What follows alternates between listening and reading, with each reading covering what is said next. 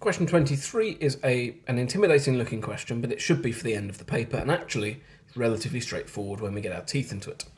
A function machine is designed to have two outputs A and B as shown.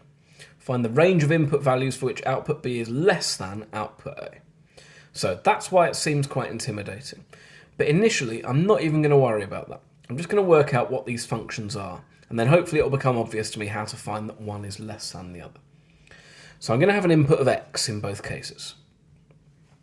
If x goes through output function A, then I get, when I square it, x squared, and then I add 15, x squared add 15.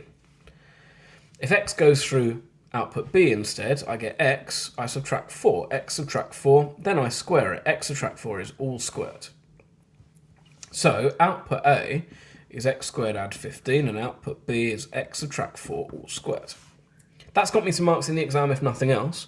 I need to know when output B is less than output A. So when x subtract 4 all squared is less than x squared add 15.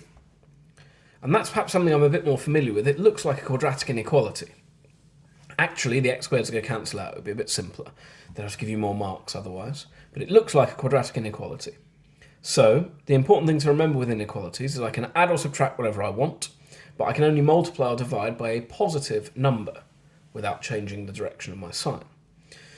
So I'm going to expand my brackets on the left-hand side. X squared subtract 8x plus 16 is less than x squared add 15. I'm going to subtract x squared from both sides.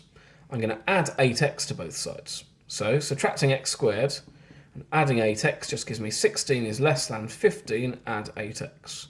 I'm going to subtract 15 from both sides, and I'm going to divide by 8. That's a positive number, so I can divide by 8. So I get x is greater than 1.8. That's the range of values for which this is true.